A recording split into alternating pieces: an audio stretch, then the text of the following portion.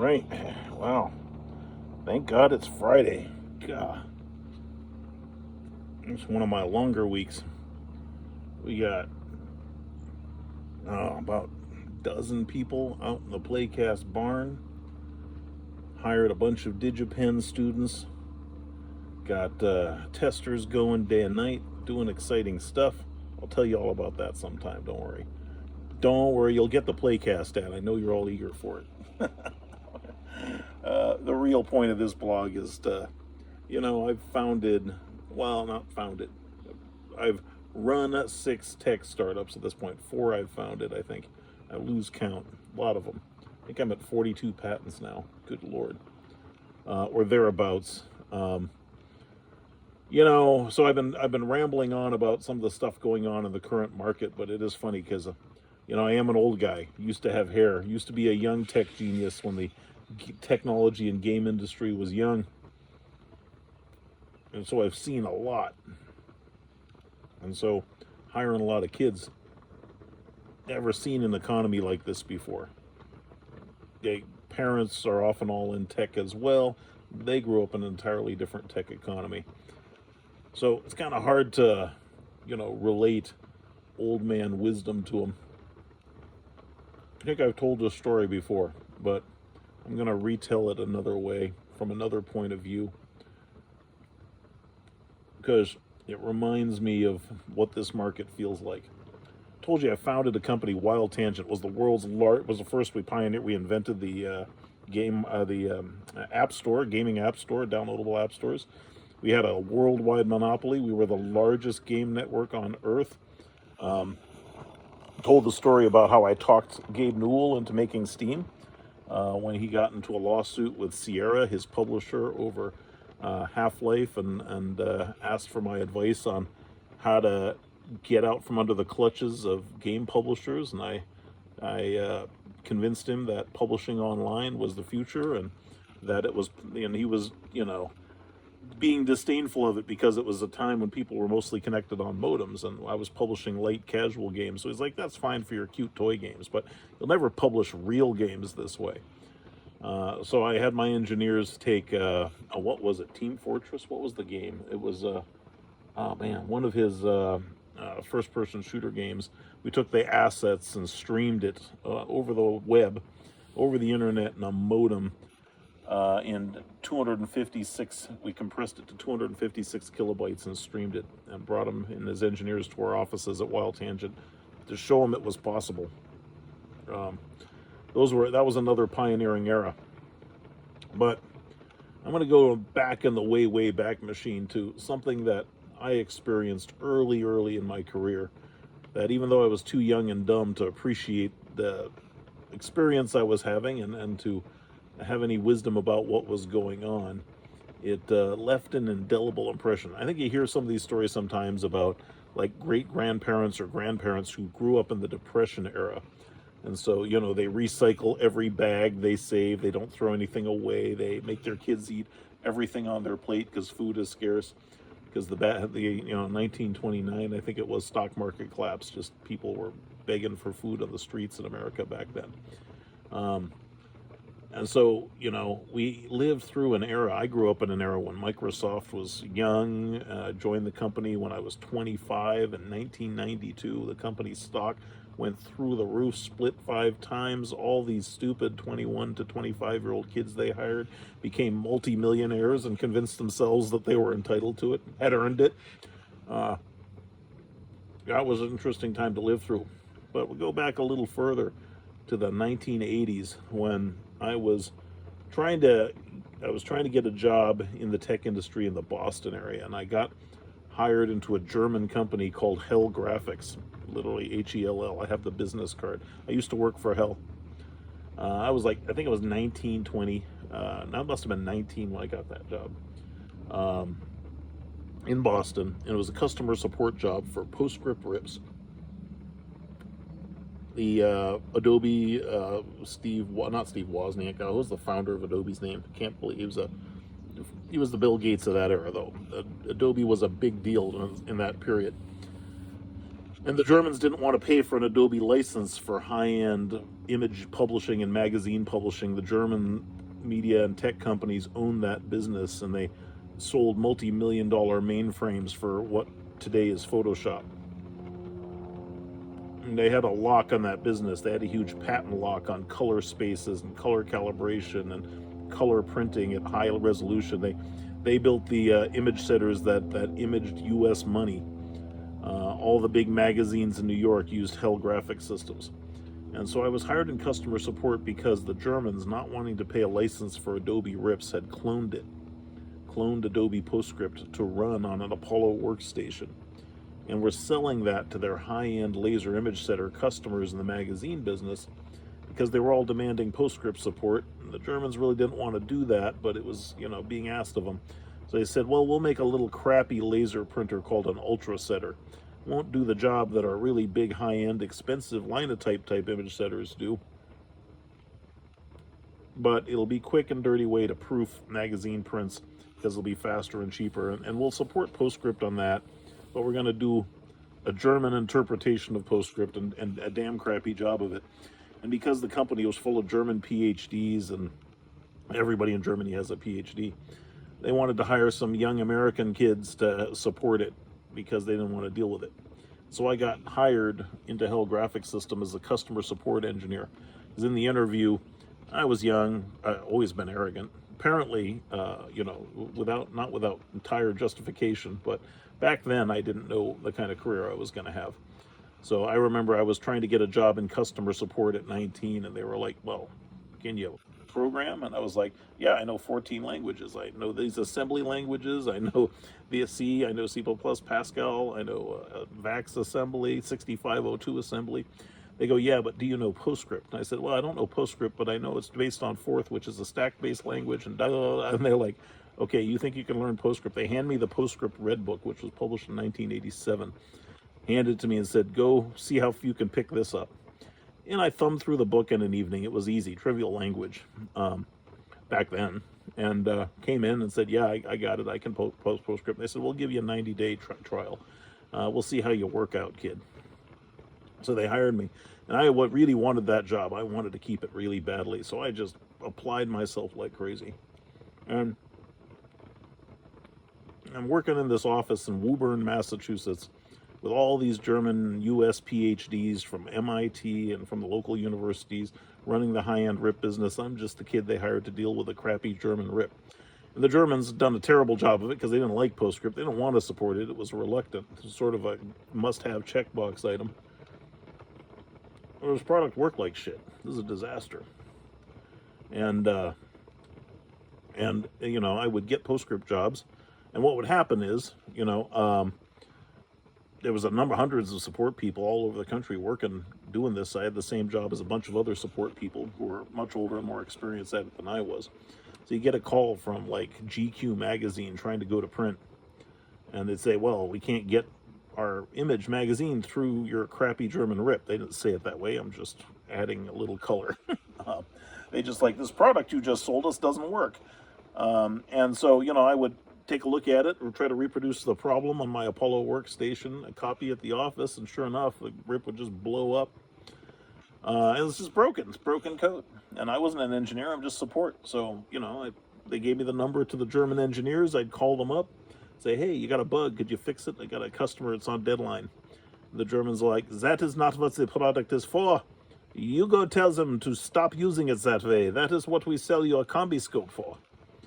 And I go, I don't think telling them no is how you do the customer thing. They're like, that is your problem. Goodbye. Click. So the Germans were useless. Really obnoxious to deal with. They just argue that the customer was wrong and they shouldn't be using it for that anyway. Then I talked to my manager and he goes, well, go tell the sales guy who sold the multi-million-dollar 16-bit mainframe Photoshop from Germany to GQ magazine that it's just not going to work. I call up the sales guy, and I told you the sales guys, they're all older guys driving, recently divorced with Porsches and 18-year-old girlfriends in New York because of the commission they had just gotten for selling these systems to GQ magazine. And I'm pretty sure they're all dead by now, so I'm allowed to speak of them disparagingly. um, it's been a lot of years, and they were pretty old at that point. But the sales guy who's driving a Porsche, he's in his 50s, and he's got a young girlfriend because he's just making bank selling these crappy systems. It's not going to work. And the Germans say, "Go tell your customer not to do that." And the sales guy would go wide-eyed, like, "Oh no, no, no, I can't tell him that it's not going to work. I sold it to him. I'm not giving my commission back. You got to fix this." And so I'd spend day and night hacking the PostScript jobs that these customers, or massive PostScript files generated by Adobe Photoshop back then. Hacking it manually to work around the bugs in the German RIP. And I'd hack these files up, and then once I got them working, I'd send the hacked up file back to the customer, like, "Now try it," and the job would work because I'd manually just modified the actual PostScript job to steer around the crash bug in the German RIP, clone of Adobe's PostScript language. And so the customer would be happy with me. "Oh, great, thank you. You saved our asses. Good job." And it turned out I was the only customer support person anywhere in the organization that could do this. So all the other customer support people were getting the same angry calls from the customers who were frustrated, having bought the multi-million-dollar 16-bit mainframed Photoshop from the Germans, would call me and go, "Oh, well, send it to that guy in Woburn because he can fix these problems." Pretty soon I was working day and night, round the clock, manually fixing PostScript jobs, and the better I was at it, the more it arrived. It was killing me. I was working day and night, I couldn't sleep, and I couldn't rest. And my manager noticed that I was killing myself. And he said, "Alex, this is unsustainable. We got to fix this." And I go, "Right, I can't keep up with this. What do I do?" My manager says, "Well, what's the solution? If the Germans won't fix it, and we can't tell the customers not to do this, and we're making a ton of money selling these things, and every time, as soon as the better I got at fixing them, the more they'd sell, because product worked fine as long as that support guy fixed everything by hand quickly." I said, "Well, this is a big company, and I hear that there's another division of the company, Zenitron, that has a PostScript RIP clone from a company, little English R&D company called Harlequin." Said we could try that one. And by this time, by the way, I had been put in charge of training all customer support people in the company. The pretext was, if the 19-year-old kid can manually hack the code, he can teach the others to do this. That was hopeless. I wasn't going to turn a bunch of 100 IQ support people into software engineers, but they thought that seemed likely because I was just a kid. I didn't have a high school or college diploma. If I could code, they all must be able to. That was that era, late 80s. So I was commuting to New York, training support people, trying to, and not very successfully. And I said, and so the Germans, when they were sending new versions of this RIP to the US, because I was the most technical support person they had in the US, it was basically a sales office, I was building the installers. So I would take these Apollo workstations, they send a stack of 12 tapes, and I would remaster them down to one tape to run in Unix, not Linux back then, it was Unix. And then send out the new versions of the product to all the different branches to install at their customer sites. So I came to be in charge of building the installers. So I said to my manager, I said, "We should check out this Harlequin RIP from another branch of the company and see if it might be possible to get a replacement for the RIP or work with a company that'll actually fix bugs." So we got on a plane to England and went to Cambridge, England, and oh man, must have been, God, I don't even know. I got to count back out in the late 80s. And went to Cambridge, England, to Barrington Hall, which is this beautiful mansion in the country where a Cambridge artificial and mathematics professor had founded an AI company. This is 1980s AI. So they were doing Lisp, and machine was a big thing in machine learning back then. And he had all these Cambridge computer scientists and mathematicians working on artificial intelligence, language, AI language products, and mostly Lisp. And PostScript was just a sideline for the company because they'd had a genius banged out a PostScript rip, and that's the thing that was actually making them money. So they were funding the rest of the company on the back of this clone PostScript product sold to Senatron and a few other companies. No, my cigar. So anyway, pardon me, we go to Cambridge, England, and meet with this company in Barrington Hall. Beautiful. We had to drive way out the countryside. This was my first Silicon Valley startup type experience. And they were all just working in this old manor house, and there was just cars jamming the parking lot. They had trailers set up to hold the extra engineers who were spilling out of it back then. And we met with them, and my boss did a deal with them. He said, look, it costs us, we get paid like $5,000 every time we get a support call from these customers selling these massive systems. So, we'll tell you what, every time Alex here sends you a job that we can't rip on the Hell Graphics PostScript rip, if you can fix it, we'll buy a license from you for $1,500. And as long as your product works, we'll keep buying them. Oops, Butterfingers. So they agreed to that and got back to the U.S. And so now I get these broken jobs flooding in. I'd send them to my counterpart, a brilliant mathematician named Jeremy Kenyon, working for Harlequin in England, Cambridge, England. Say, here's the PostScript job from Playboy magazine, from GQ magazine, from National Geographic, Time, Life, all these customers. And they'd run it through the RIP, and a day later, if the RIP couldn't handle the job, which often it couldn't, they'd fix the bug, send me a new RIP, I'd make a new installer, and replace the Hell Graphics RIP, and then send it to all our support people.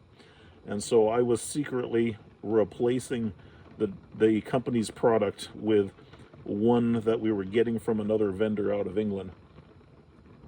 We didn't tell anybody we were doing this. We just did it.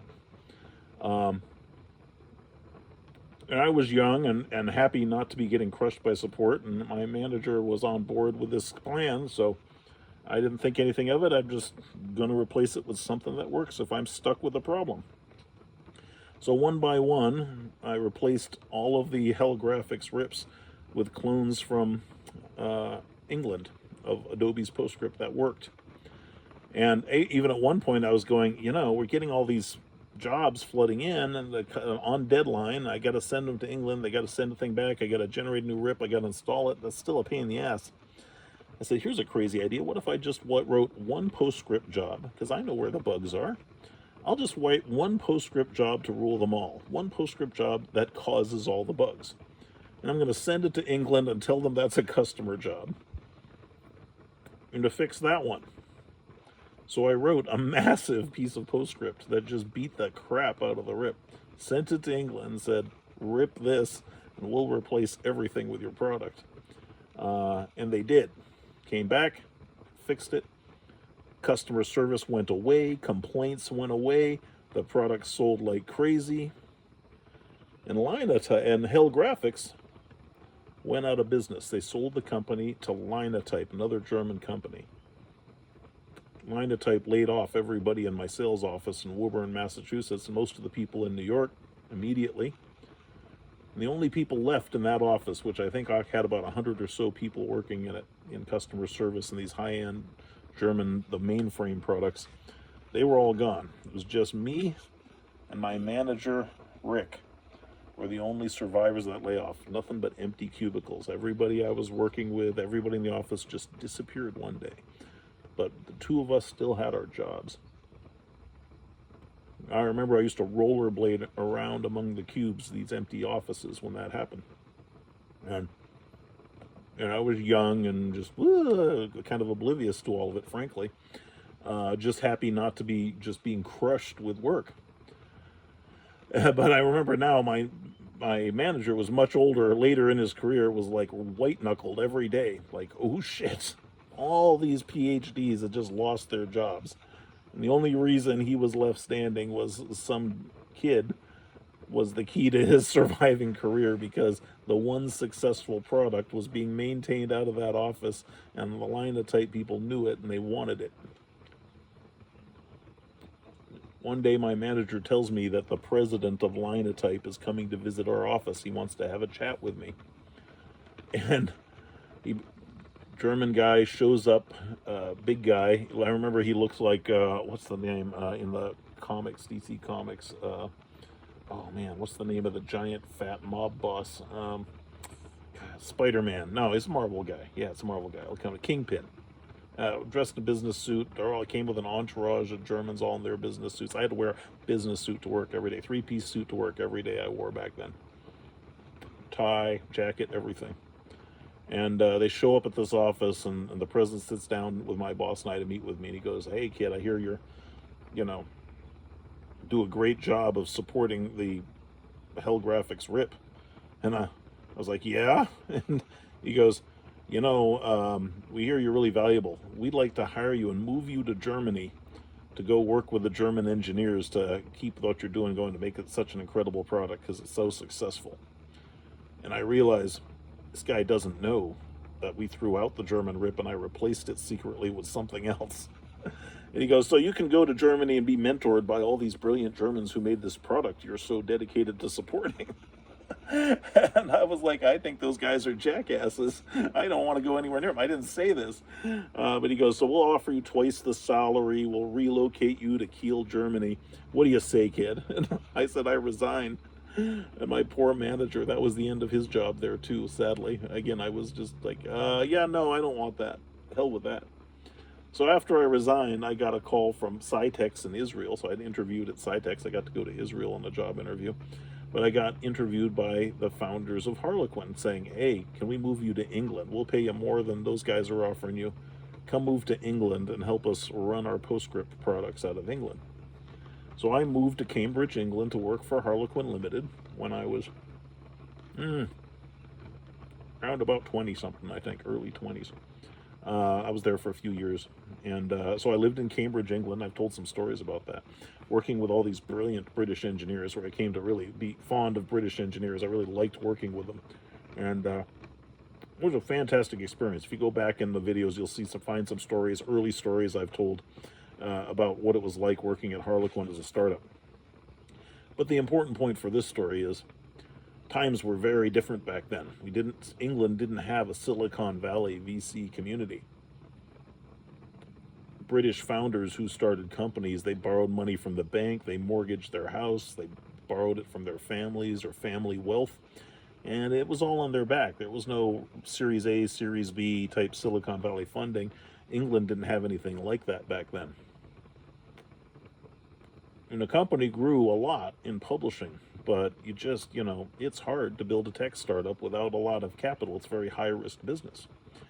And I remember the founder, his name was Joe Marks, professor of mathematics, I think, at King's College, before he started this company.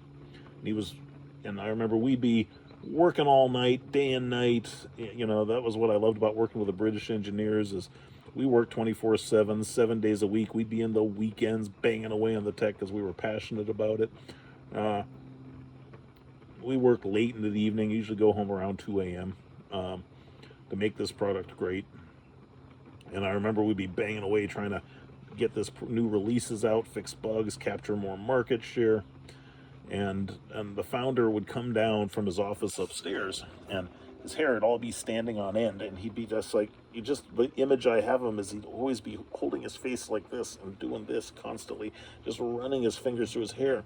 So he looked like one of those, guinea pigs where the hair goes every direction, because his hair was always standing on end and just tousled, because you could tell he was doing nothing but this in his office constantly. And he would talk to you like this. He goes, "Is there any way we can just ship it so that, it runs threaded and we can have this feature in time for blah, blah, blah? It's just any way you can pull that off." And we're like, "Oh, what's the plan?" And we're working on it and blah, blah, blah. And he goes, "Yeah, could we do it tomorrow?" Right? And then I remember one of the young engineers working for me get frustrated.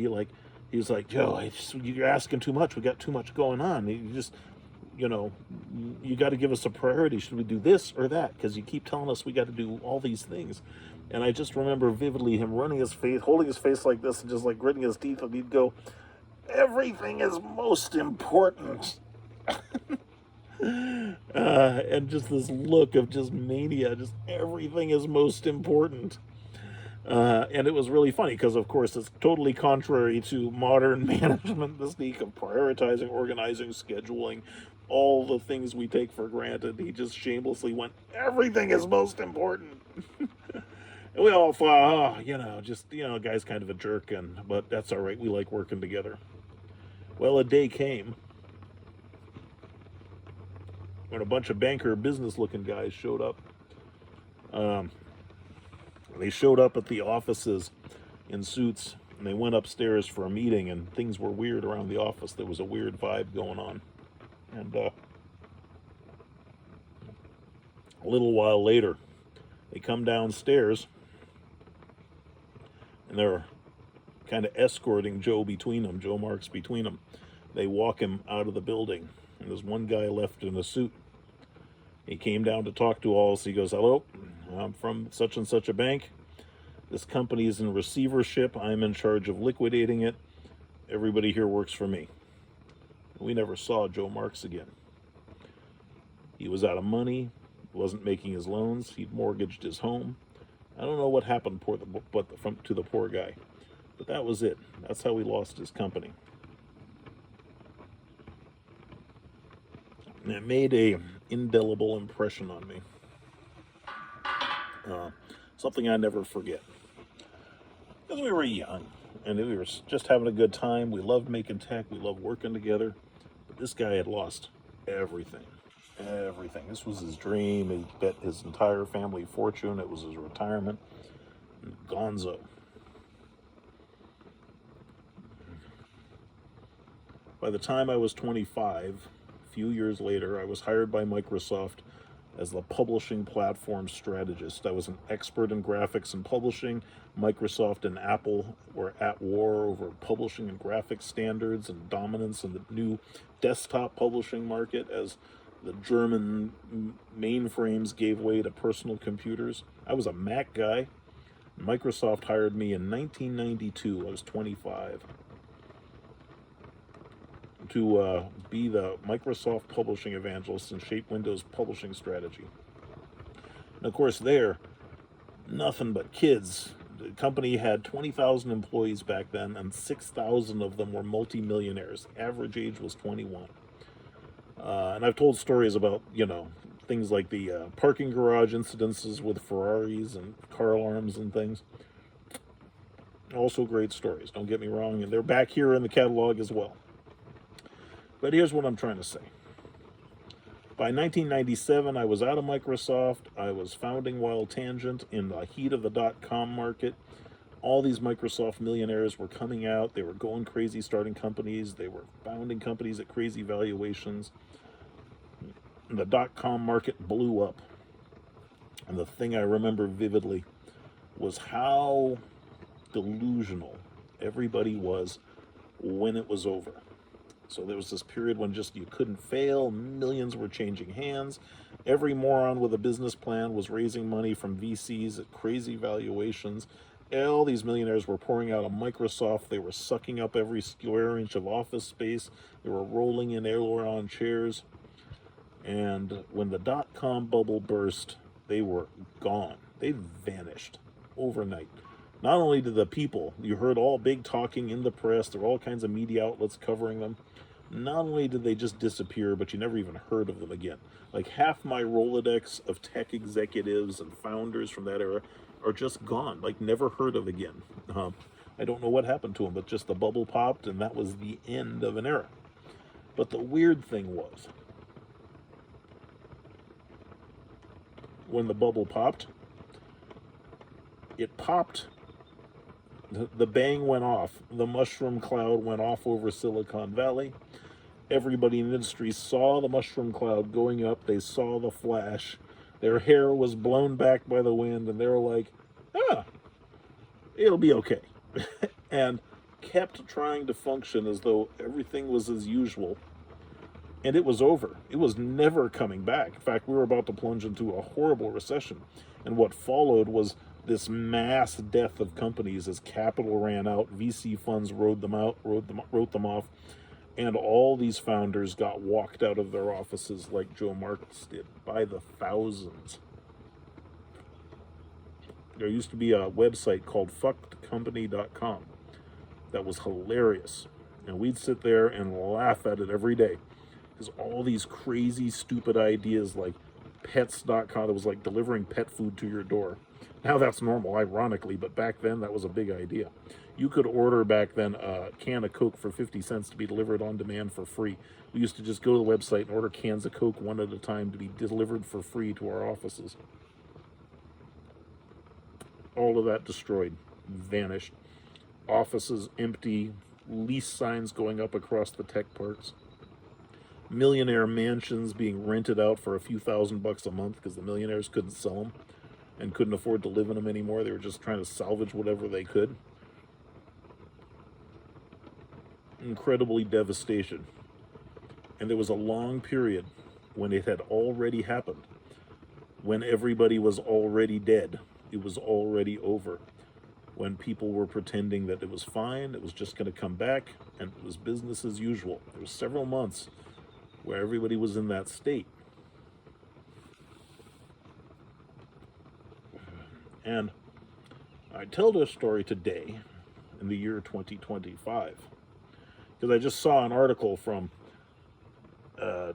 Jaffe, at CEO of Amazon, and LinkedIn. There are all these people. And Jaffe's like posting articles about needing to work 100-hour work weeks. How in order to be competitive with people working and coming after their space from other countries, they were working 7 days a week, 100-hour work days, and that their employees had to get competitive in order to survive. And of course, this article gets posted all over LinkedIn, and all these very professional, elite, big name executives with big jobs and big titles are mocking it and criticizing it and patting each other on the back for the enlightened attitudes they have to the shocking, terrible work ethic and work conditions and employee attitude Amazon's CEO has. And I'm just thinking to myself, and like one of the articles was like, well, even if you're going to work like a founder, that's what the article says. Everybody should work like they're founders at Amazon. And founders work 100-hour work weeks. I average about 114 a week, my wife tells me. And the person responding to this smugly going, well, we should be, of course, if we're founders, we should have equity like founders. That would be reasonable. Which, again, is totally true. I do not dispute that. But it missed the point. It reminded me of that happy delusional time when things had gone to hell. There was a fundamental sea change that had taken place in the market, and people thought it was business as usual. We had an era where interest rates were really low and where cash was getting printed and pumped into the stock market, which was fueling massive capital in VC and in tech company hiring. That ended abruptly a couple years ago. And it's not clear that it's ever coming back. It's almost certainly the case that whatever market we're going into will be nothing like the one that came before. It's not just going to come back booming. And there may be great times ahead, of course. It's always likely and possible. Hard times go away often. But they also happen. Hard times happen. And I thought, all these executives remind me of the way people talked about it when the dot-com era blew up. I don't think they get the memo Jaffe's sending. And you hear Zuckerberg's talking this way. And Microsoft Satya Nadella, I'm on Microsoft alumni channel on Facebook, and what you see every day? 30-year Ship-It Awards, employee awards on Microsoft, where they show the trophy and saying, well, I've been at Microsoft 30 years and I was fired today. Lots of them getting posted there. People selling or giving away their Microsoft 15, 20, 25-year awards for being there, because they're not just laying off the extra salespeople and bureaucracy. They're laying off core management and long-standing engineering leadership down the road.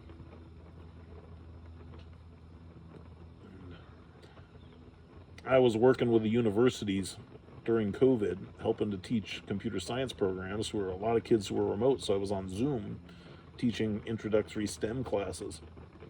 A couple of years later, these kids are graduated. They, first time I've seen this in decades, can't get jobs. They're working as janitors.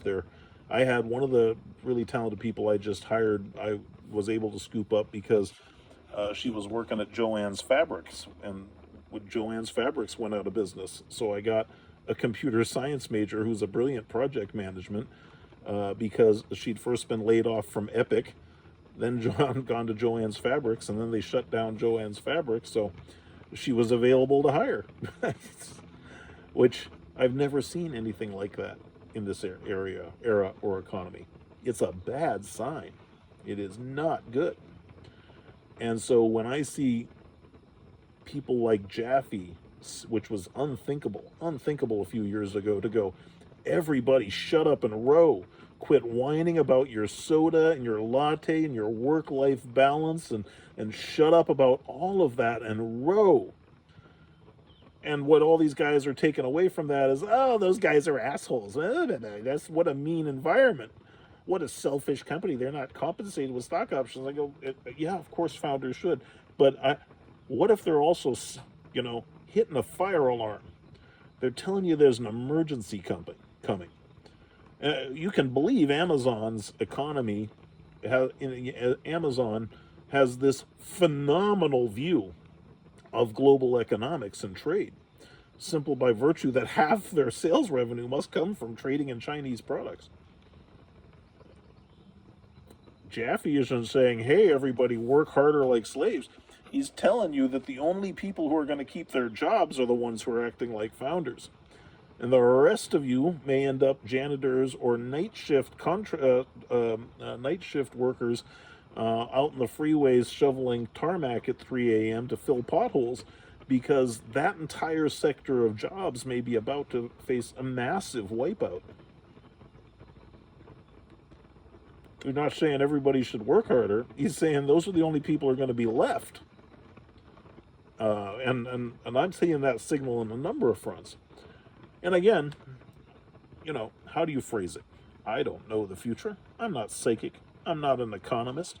The one thing I know about these weird bubbles and economic shifts is they come in strange forms. And of course, they're really weird because everybody is totally shocked when they happen. But they have total 2020 genius analytical hindsight about it after it's occurred. So all these people who are, my work-life balance and my commute and I don't working from home 3 days a week, I don't feel like coming to the office. They may be in for a very rude awakening fast. And I don't want to see that happen. But it just freaks me out a little because I just go, I don't know. I'm not psychic. I can't see the future. I just get that vibe. Like I had when I used to drive around San Francisco after the .com bust. And all the warehouse buildings that used to be full of bustling tech startups were just empty and deserted, and the streets were no longer full of traffic. It was like downtown San Francisco after the .com bust was like a ghost town. Just nobody there, nobody working there. No traffic on the streets. It's just gone. And for many years, it stayed that way for many years. So it was really nice. It was refreshing to go, good. The world comes around. It all comes back. It's all a bad memory. But it was a rough time.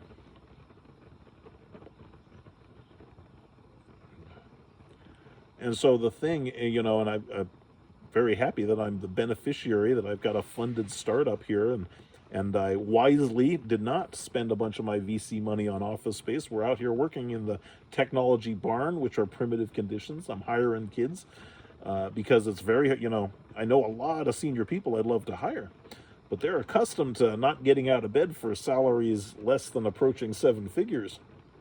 They've been getting that for years. So the idea of sullying themselves at a startup where they, go back to working the long hours for pay and for low pay and some equity in something that, statistically doesn't make it, unthinkable to them. You can't hire them. I'm glad there are a lot of brilliant kids who aren't getting snarfed up by Microsoft and Amazon and Nvidia, and well, it's great for me, but very worrying. So, I can't help saying I got a feeling that something went snap. Past tense, it's happened already. And we're in the period of denial where you hear people focusing on things that are totally irrelevant to the circumstances they are about to experience. Now, to be fair, there are some of them I'm really going to enjoy the shock they experience when when the reality comes due. Some of them really richly deserve a reality shot, but it's not fun to live through. Hard times for everybody. Don't really wish that on anybody. Don't want to be right. But again, I'm not saying I know anything. I'm not saying I can see the future. Got my microeconomics degree. I hear all the babbling heads on both sides making political points to each other, and I go, y'all seem like again, like the .com era, just totally oblivious. How do you phrase it? You ever have one of those friends who can't read the room, doesn't realize the memo that's going out that people are not enjoying whatever it is they're saying or doing? They just keep talking. It's like that. I see a lot of people doing that and go, I think you might be well served to shut up and listen to what Jaffe is saying. Shut up and listen to what Musk and Zuckerberg are saying. Shut up and listen to what Satya Nadella is saying through his layoffs. These people have remarkable clarity about economics on a scale we can never imagine from down here in the trenches. They're kind of signaling some rough times, And of course, I hope that's not the case. And again, I think it's not just about, whatever your ideology is, just about Trump and tariffs, because in some sense, what's going on is in some sense an emergency response as well to economic circumstances that are in rapid or dangerous decline.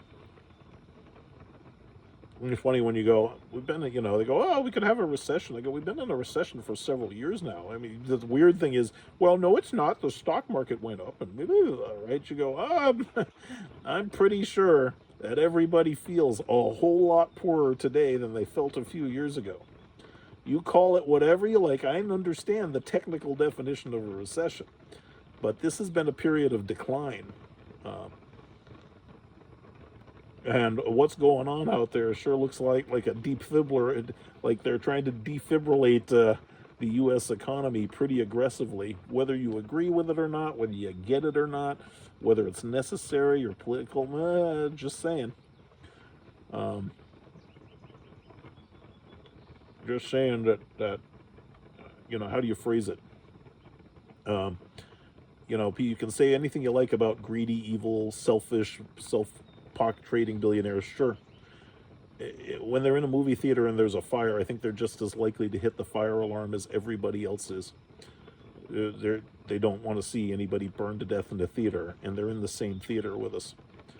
And so when I see that going on, I go, let's just set aside the fun banter and the media stuff and I hate those guys. I love to hate them, and just take a moment and go, but did you hear the message?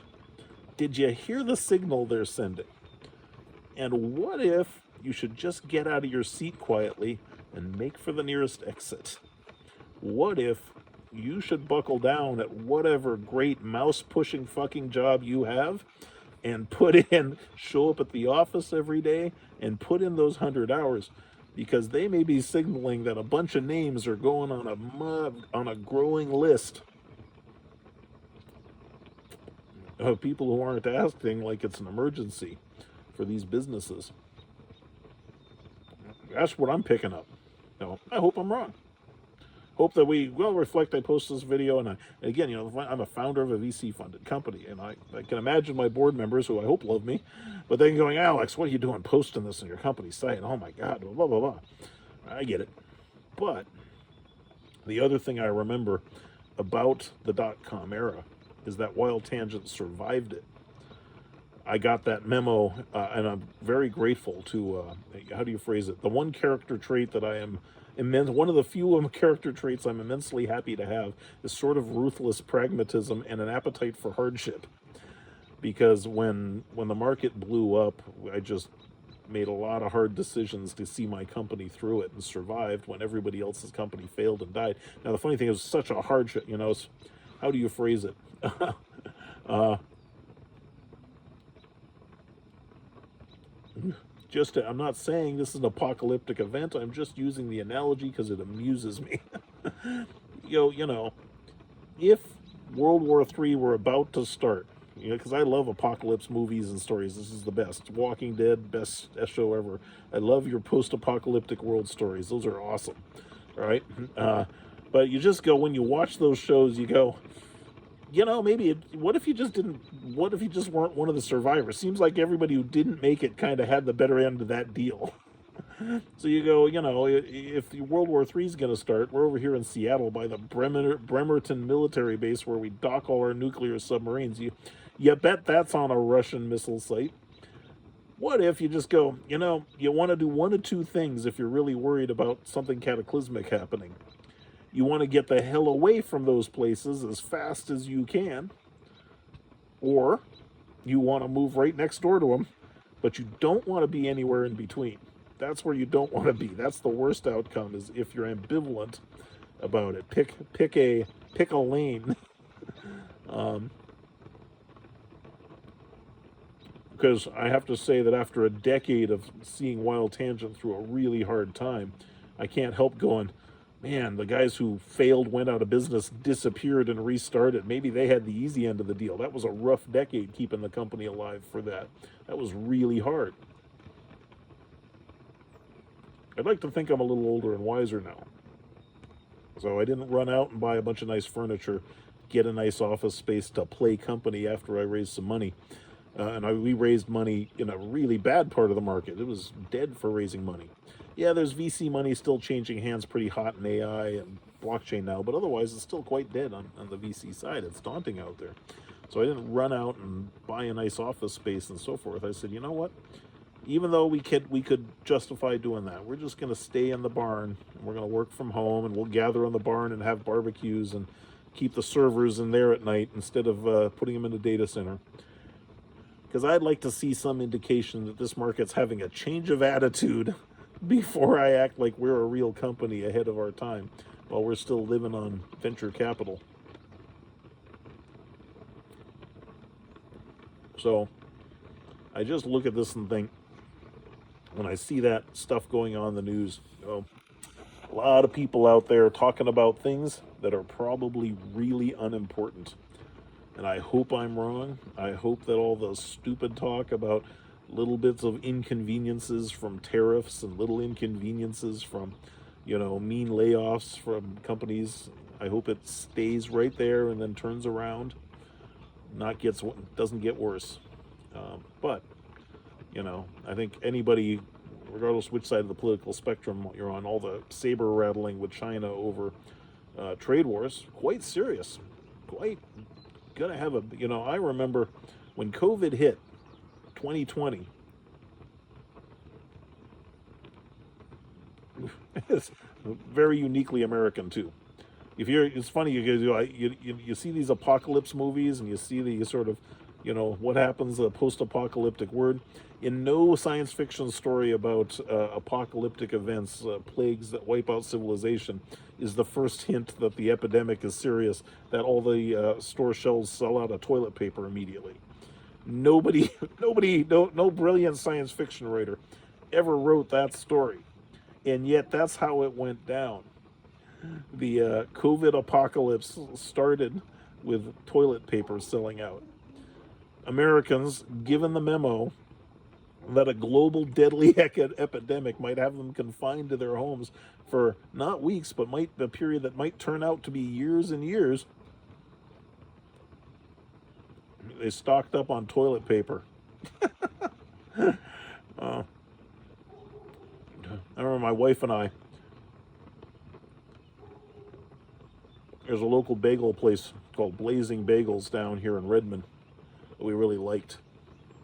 They stayed open during COVID when everybody else shut down. I think the owner was a Republican. He's like, this isn't a serious disease, pussies, and kept his shop open.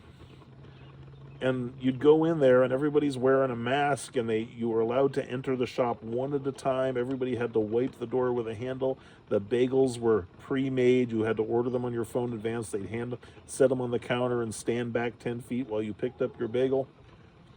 And if you ordered a dozen bagels or more, every bag came with a free roll of toilet paper. So I have my COVID rolls of toilet paper signed and dated and on a shelf over here. I'm going to put them in a display case one day. Anytime we couldn't find toilet paper, we would just go get some Blazing Bagels and get our free roll of toilet paper with a dozen bagels. Those were the days. And downtown Bellevue was just desolate.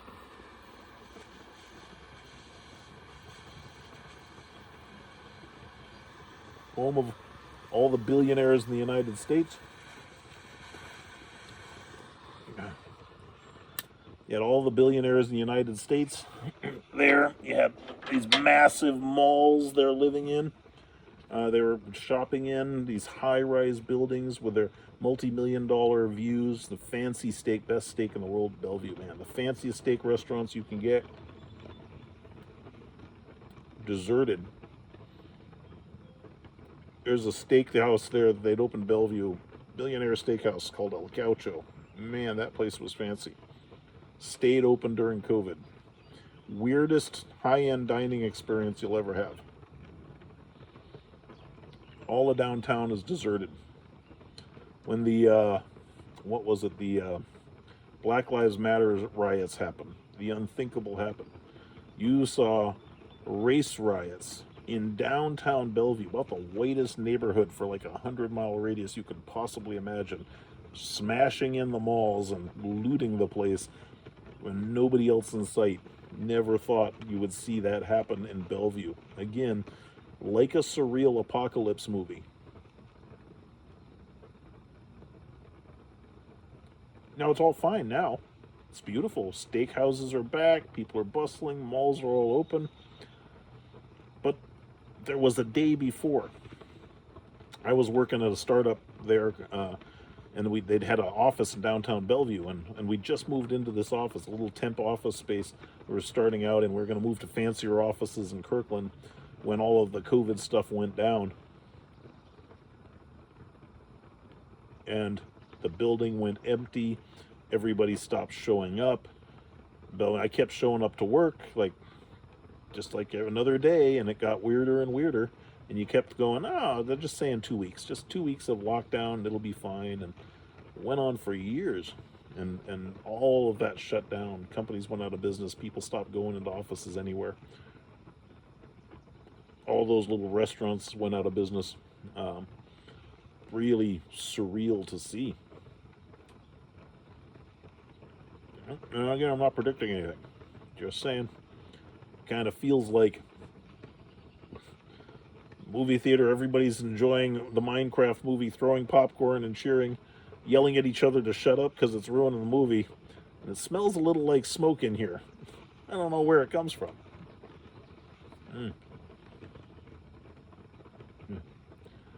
So, and again, I am gifted with the natural tendency to be a workaholic. I have no problem working 100 hours a week. And the funny thing is, I don't need to be. Of course, I realize that if I'm going to be this way anyway, I might as well be running the company. Might as well start my own companies. If you're gonna work like that, you might as well be a founder. And people who are that way, they're so rare in modern Western wealthy society that if you're that way, you should absolutely be a founder. But I'm just saying to the rest of y'all, try putting in the 100-hour work week once in a while, making it to the office every day. Right about now, I would just say, go ahead and, I know it's indignant, you're worried about your burnout, it's inconvenient, and they're definitely not giving you enough equity for that, but just saying, maybe for a little while this trade war stuff is ambiguous, I'd be putting in the long hours, because it's not about the equity you have, it's about whether you got a job at all, potentially here. That would be my input for what it's worth. But you know, what do I know? Just, uh, we came out to the barn today, and had a lot of kids out there working. It's a lot of fun, good energy. I love working in the barn. I know it's actually past time to get an office. I really want to get one, but I just feel like I know better at the moment. But everybody's having fun. I got a picnic bench out here, really shelled out. We really reached deep in the VC coffers and got a picnic bench in the yard so that, you know, the dark barn where we have all the computers and stuff we work, we can go out and enjoy the sun now that it's Seattle summertime, spring anyway. One of the kids pulls a little electronic circuit board out from under a chair and says, "What is this?" It was stuck to him by a magnet under one of the metal folding chairs. And I said, "Oh my God, who put that there?" And they go, "I don't know. I just found it stuck under this chair. What is it?" And I go, "That's called an annoyatron.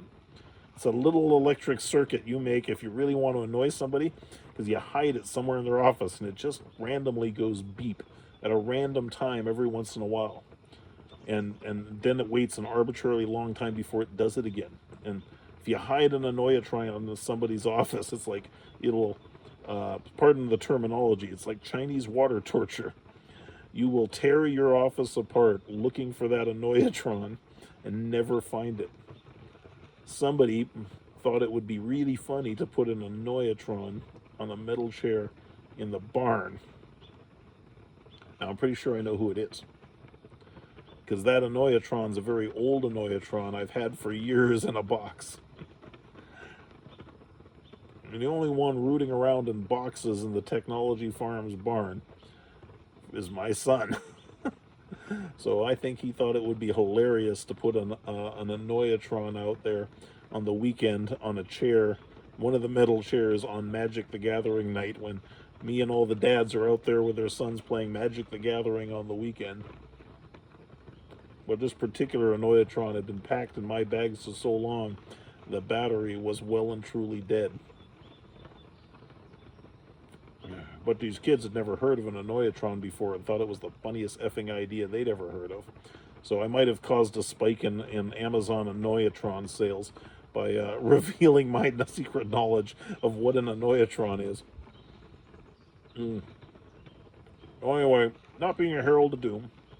Not being a herald of doom. Just saying, when the world's biggest, richest billionaires tell you to buckle down because of global uncertainty and tell you to work your ass off, I would just go do it if I were you. And I hope I'm wrong. Worst thing that happens is you get a big raise for having done it. Just saying. Worst thing that happens is you get that equity you thought you were entitled to. That's the other funny thing you can't explain to employees, right? And also, truth is, there's no amount of money or incentive or compensation you can pay somebody who is not a workaholic or a hard worker to become one. Oh, they'll fake it for a little while. They'll try, but it's just not in them. So if you don't love what you do for a living, if you just don't feel a passion for it, you just can't make yourself do it for very long. So employers don't pay you and give you a ton of equity in exchange for your hard work. They give it to you when they realize you're the kind of person who just does it anyway, because that compensation follows a great work ethic. It doesn't lead one. So if you want to get that kind of equity in a company, if you want to get the huge raise in the executive position, first you work like that, and ideally perform like that, and then the compensation always follows. That's how it really happens. And again, like I said, hope I'm wrong, probably wrong, I don't know. Happy to be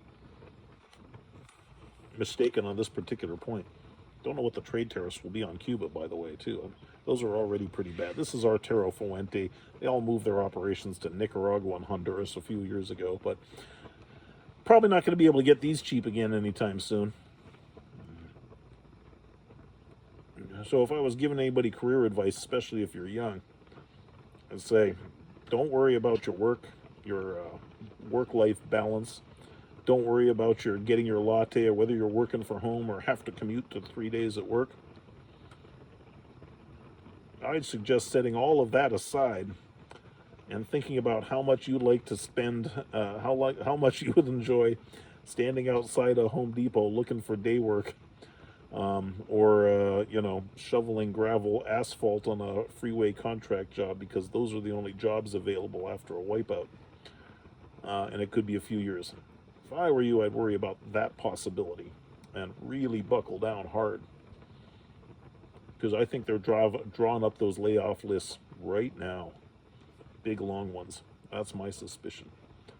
Every time Zuck and Satya and Bezos, when he was running Amazon, every time they'd publicly say those things that were so abhorrent and they'd get so criticized for. They don't say them publicly because they're tone deaf. They're doing their best to save as many people as they can by sending the signal that it's coming.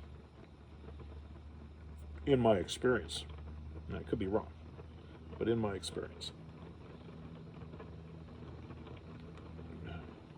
So Joe Marks, 2 a.m., coming down while we're all having a good time engineering late into the night because we loved it. Holding his face like this, pushing his hair back and going, everything is most important. I totally get that feeling. I never want to see that happen to another founder. I never want it to happen to me. Don't want all the good Harlequin people and all those brilliant engineers I used to work with who lost their jobs shortly thereafter. Don't want that to happen to anybody. And sadly, if it's happening, if I'm aware, if I pick up the smell of smoke, very often it's already too late. But this is a weird thing, because there have been times when there are really difficult economic conditions where people go, oh, I'm going to run and get a job at a big safe company like Microsoft or Amazon. Those places ain't safe anymore. That's not a place you can hide through a recession. Or through whatever's going on that nobody will call a recession. Recessions are so taboo that I think that even, no matter what you're having, nobody will say the words anymore. I think it's banned by the press and banned by government. Whoever's in charge of the government, whatever the party is, they'll never admit that there's a recession going on.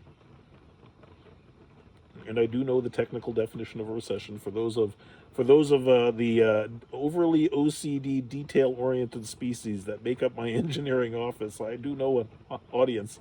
My 480 subscribers. I lost 2 subscribers this month. Maybe it's because I was being a negative Nelly. I don't know. But I dropped 2 of my subscribers. Please come back. Hit the like button and subscribe. I'll tell joyous stories on another occasion if you like. But I'm just saying, when you see that, hey, Amazon people, go show up at the office fast and put in the long hours. Yeah, maybe it'll blow over. Give it a month or 2. Maybe winds will change. Just, never mind. It's all worked out with China. It'll be fine. It'll be fine.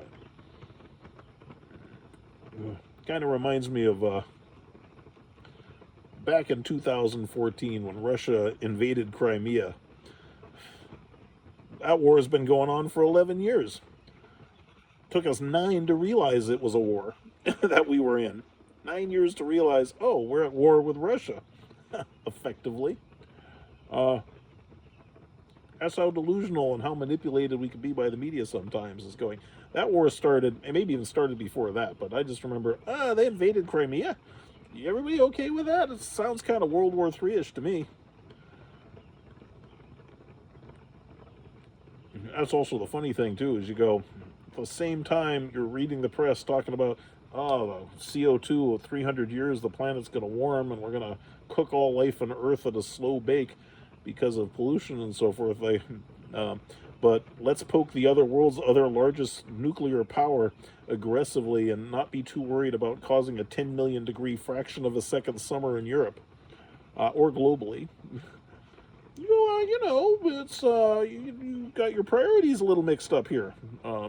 Either World War III's kicked off over there, and y'all should worry about surviving that and winning, and shut up about the other stuff. Or are you just talking about the other stuff to distract people from realizing that's a pretty dire situation that's taking place over there, and you don't want people to panic and jam out of the movie theater and block all the doors while you're quietly packing up your finances and trying to escape discreetly before all the alarms go off. Mm. I guess I understand that strategy, but just say, hey, and hopefully this too shall pass. We've seen some weird stuff. Been a weird, every time I think I've seen major economic upheavals, and they're always different, right? First time I've lived through a global epidemic, and the funny thing is, well, COVID, you go, hey, yeah, a million people died. What is that? 1.3% of the entire U.S. population died in 2 years. I mean, it's not 30% like died in Europe of the bubonic plague. It's not that kind of, for over a period of centuries during the Dark Ages, constantly wiping out a third to two-thirds of the entire Western population with plague. Wasn't that kind of epidemic. This was sort of a modern yuppie epidemic. Just killed a million people in the U.S. and few tens of millions globally. Boy, are we glad we live in a modern era with modern vaccines and modern healthcare practices that an epidemic like that went so, relatively speaking, easily on us. And so, it's nice to be alive in the 21st century with modern economic tools and political powers that may be able to handle this, but I've been immensely fortunate to enjoy the technology career I've had in the tech sector through all the ins and outs over the decades, and I would really like to continue to enjoy that experience, and I would wish that for the other people who want to enjoy it too. And it breaks my heart to see a lot of really good people from my era and a lot of young people who graduated from college during COVID, not even able to get jobs that they used to be snatched up for. Hard to watch that happening. So those of you who've got good, high-paying, 40-hour work week jobs, do not take them for granted. Probably, especially this month. That's what I'd say. You're not probably going to hear that from anybody else, and I'm not a conspiracy theorist. I don't know anything, just another talking head on the internet. But I'm just saying, don't take those jobs for granted. Those mouse-pushing jobs in nice high-rise office buildings with air conditioning or subsidized snacks. Don't take those for granted this month, because you will really miss them when they're gone. And they do go away sometimes completely for years. It has happened repeatedly in this industry. It's going on big time in the game industry. You know what goes first in economic situation? Entertainment. Right? People stop spending on the disposable income on things they don't need to waste their idle time for fun. Those are the first things to collapse. The game industry, for example. Those are the first to go when money gets tight. People need to pay their rent. You need to buy Easter eggs to die. Oh. Anyway, it's getting late. I'm going to finish off my cigar I got here. I don't know if you can see this. This is my favorite, my Diablo. I ordered this on Amazon years ago. Really makes me happy to have my Diablo fire pit skull out here. Because, I'm a huge nerd, but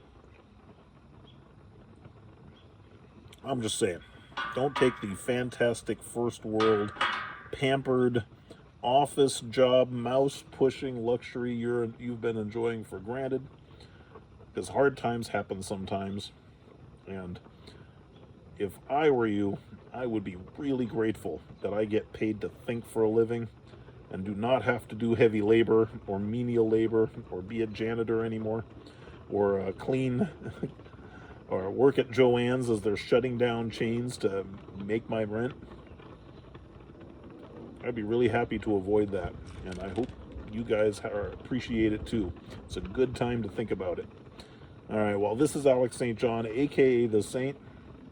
Regardless of economic circumstances, I might suggest that there would be a lot of people in tech who would benefit from this attitude, the attitude I'm expressing now, regardless of what happens tomorrow. I like working. I understand not everybody does, not like I do. Um, my wife says I work 114 hours a week and 7 days a week around the clock, and I wouldn't have it any other way. I know I'm really unusual in the US in tech for being that way, but when you go visit any other country on earth, that's standard office hours for all kinds of other jobs and vocations and for the vast majority of the world's population, especially the vast majority of people in third world economies or emerging first world economies that are trying to make a living. And technology is global now. It is global. People who can make bits, especially with AI assistance, can do it from anywhere. I would not assume my seven figure jobs, Bellevue and Silicon Valley jobs, were secure anymore. I would be cautious about that. Anyway, I'm Alex St. John, aka the Saint. You guys have a great Easter. I hope there's a bargain on eggs near you. We certainly got them at Costco. You can get your eggs real cheap at Costco right now. That's where we buy ours. And I'll see you next time. Take care.